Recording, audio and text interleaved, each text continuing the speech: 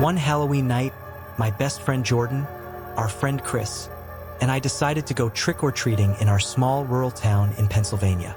Living in a quiet, countryside area always made Halloween feel different.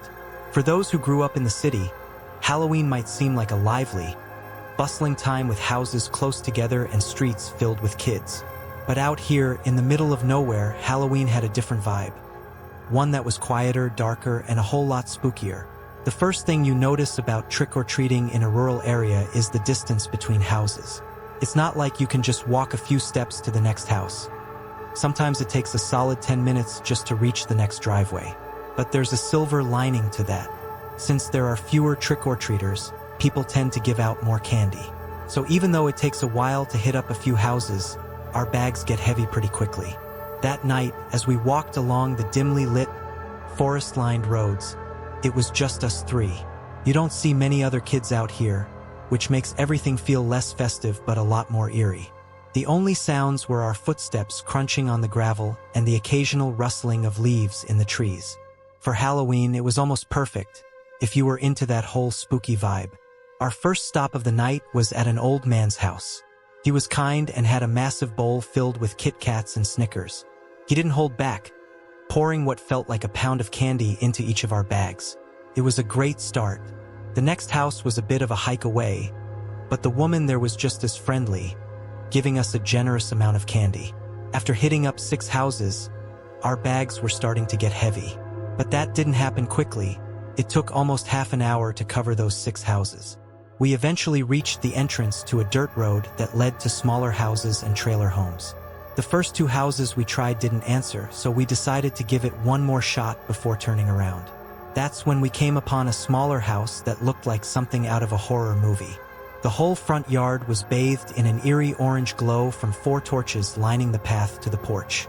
There was an orange bowl on the stoop, decorated with black silhouettes of witches, pumpkins, and other Halloween images. But when we looked inside, all that was left were 2 sad Tootsie Rolls. Next to the bowl was a sign on the door that read, "If there's no more candy, enter the back at your own risk for more." Underneath, there was a creepy smiley face and an arrow pointing to the backyard. Chris immediately wanted to leave. He thought it was too weird, and honestly, I was starting to agree with him. But Jordan, always the adventurous one, wanted to check it out. He convinced me to go along, so Chris had no choice but to follow us around the side of the house to the backyard. The backyard was just as creepy as the front. It was a small clearing surrounded by dense forest, with only one torch lighting up the area. The torch cast a dim orange glow, enough to see a note taped to the back door. We got closer and read the note. It was some sort of riddle. It said, "If candy is what you desire, then you have to look closer to the fire." I still remember that stupid riddle to this day. Naturally, we assumed the fire meant the torch in the middle of the yard. But when we looked around, there was nothing near it, just the torch stuck in the ground. There was a small wooden shed in one corner of the yard and a pile of tools and wood in the other. Jordan was still intrigued, trying to lead us closer to the woods. But by now, Chris and I were both feeling uneasy, and I started pushing for us to leave. The whole situation was getting too weird. Jordan, however, was still curious. He kept saying, "Just one more minute," as he searched around. While he was doing that, I took a closer look at the house. It was old and run down, clearly a low-income home. One of the windows was cracked, and the blinds on another were drawn shut. Then, I looked up at the second-floor window, and that's when I saw someone looking down at us. The moment they noticed me, they moved away from the window and shut the blinds. I grabbed Jordan and told him we needed to go, but he was frozen, staring up at the woods. I followed his gaze and saw what he was looking at. Someone was coming out of the trees. At first, Jordan laughed, thinking it was part of a Halloween prank. Even Chris seemed to relax a bit, thinking the same. The person was wearing a horrifying mask and holding something in their hand. As they got closer, we saw what it was, a machete. Jordan was still convinced it was a joke, laughing nervously. But I wasn't so sure anymore. The atmosphere had shifted.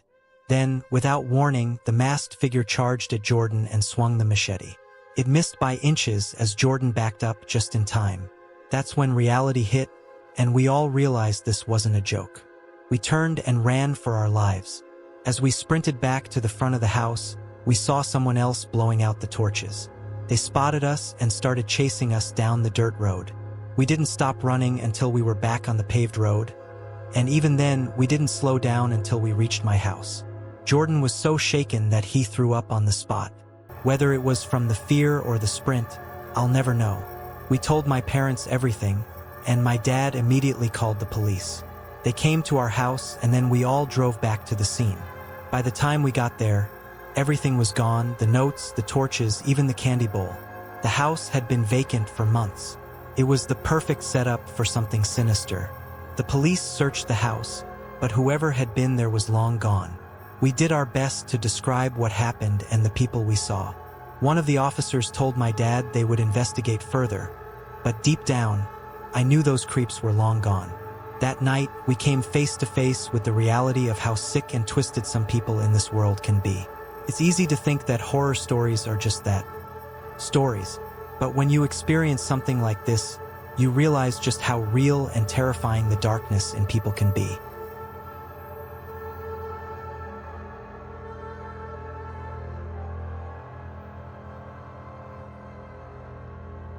Last Halloween, I was asked to chaperone my little brother Kevin, my cousin Mike, and his friends while they went trick-or-treating. Unlike the stereotypical teenager who might be annoyed by such a task, I didn't mind at all. I actually enjoyed hanging out with Kevin and the others. At 18, I was a bit too old to be collecting candy myself, so I had Kevin carry a small bag for me and told him to grab a piece of candy for me at each house.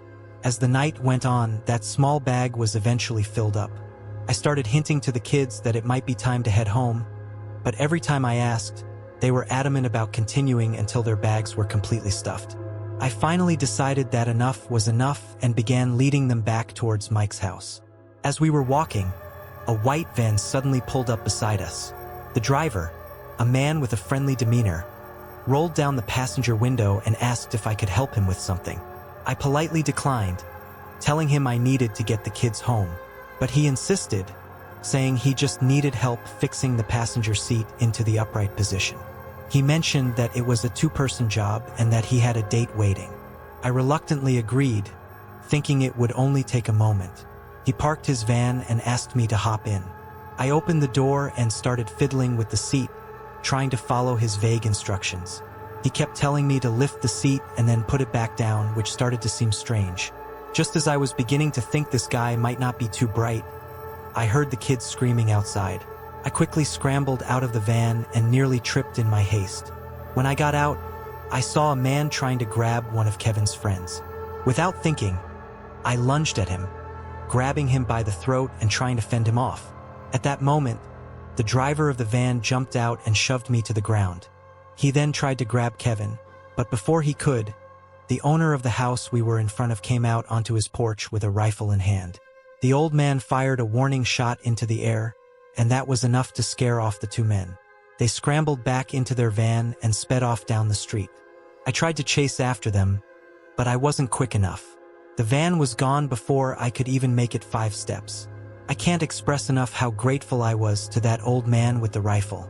I wish I could say the story ended there, but it didn't. The next day, while watching the news, I saw a report about a 9-year-old boy who had gone missing in our town. Normally, I believe in coincidences, but deep down, I knew this wasn't one. For the rest of my life, I'll carry the weight of knowing that I could have prevented that kidnapping if only I had managed to hold on to one of those guys.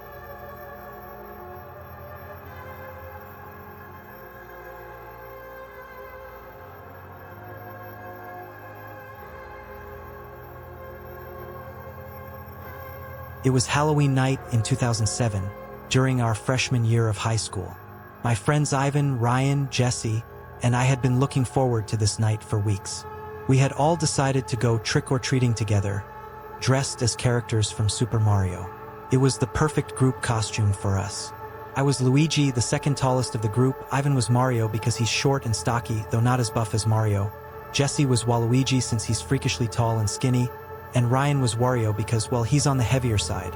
We lived in a quiet, suburban neighborhood where the houses were spaced far apart. On Halloween, that was a bit of a downside since it meant fewer houses to hit and more walking between each one. But we were determined to fill our pillowcases with as much candy as possible. So we had been trick-or-treating for hours, long after most kids had gone home. The night had grown darker, and our feet were sore from all the walking. My pillowcase full of candy was starting to get heavy, and I had to keep switching arms to carry it. As the night went on, fewer houses were answering their doors. It seemed like most people had already stopped giving out candy for the night, but we pressed on, hoping to fill our bags completely. Eventually, we approached a house that had a purple bucket sitting on the stoop. We got excited, thinking we'd hit the jackpot, but when I got close enough to look inside, I realized it was empty. That was such a letdown. As I turned around to tell the others, I heard a knock on the window of the house. We all looked up, but we couldn't see anyone. Then we heard a voice calling out, "Wait!" A moment later, the front door creaked open, and an older man, probably in his late 40s with thinning hair, stepped outside. He offered to give us more candy if we came inside. I hesitated and said we could just wait outside, but he insisted, saying, "Nonsense, come on in, I'll get you your candy." Something about the whole situation felt off. Ivan, sensing my discomfort, stepped in and said, "It's all right, let's go, Dan." We turned and walked away, apologizing to the man. He just stood there watching us leave without saying another word. I felt bad for turning down his offer, but at the same time, there was something creepy about the whole situation, and I couldn't shake the feeling that we had just avoided a dangerous situation. If the story ended there, it wouldn't be much of a scary tale, but of course it didn't end there. We decided to skip a few of the houses near the man's and put some distance between us and him. We continued trick-or-treating, moving closer to the edge of the neighborhood where it bordered a nature preserve. There weren't many houses around us at this point, and the night had grown eerily quiet. As we walked back toward Jesse's house, I noticed Ryan had stopped walking. I turned around to see what was up, and he said he thought he heard someone moving behind the trees in the preserve. Now, this was before everyone had flashlights on their phones, so we couldn't just light up the woods to check.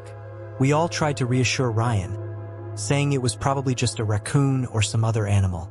When things like this happen, your mind naturally goes to the most logical explanation. Why would we assume we were being followed? But as we continued walking, the uneasy feeling persisted. Ivan and I started hearing the sounds too. Footsteps crunching on the leaves just beyond the trees. Every time we stopped, the footsteps stopped too.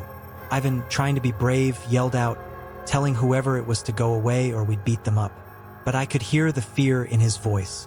Suddenly, the snap of a twig from within the woods sent us all into a panic. We bolted, sprinting down the dark street with the sound of footsteps chasing us from the woods. It felt like there were at least 2 or 3 people running after us. When we finally reached Jesse's street, we made a sharp turn and ran straight for his backyard. We rushed into his house through the back door and immediately ran to the living room window to see if anyone was following us.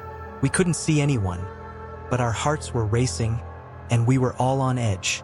We tried to gather our thoughts and make sense of what had just happened when, all of a sudden, we heard the sound of Jesse's backyard gate slamming shut. Jesse quickly dove to turn off the lights. There was a tense silence before we heard another noise.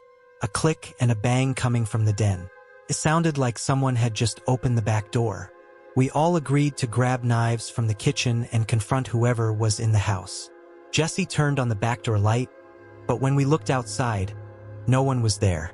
Just then, the front door swung open, and we all screamed in terror. But it was just Jesse's mom and sisters coming home from a friend's Halloween party. We breathed a sigh of relief, realizing that we were safe.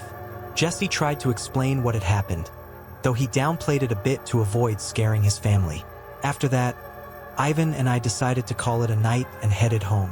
But the story doesn't end there. At around 12:30 a.m., I got a text message from Jesse. It simply said, "It wasn't my mom." Confused, I texted back, "What?" He quickly replied, "It wasn't my mom in the backyard." My heart sank as I frantically typed back, "What do you mean?" There was a long pause before Jesse finally responded. telling me that his mom and sisters had said they never went into the backyard. I told him to check the backyard from his upper deck immediately, but he had already done that. He also told his mom everything, and she had called the police. They came to check the area but didn't find anyone. Jesse mentioned the creepy guy who had invited us into his house earlier that night, but nothing ever came of it. And thankfully, nothing else strange ever happened at Jesse's house after that one Halloween night. But the memory of that eerie evening has stayed with us ever since.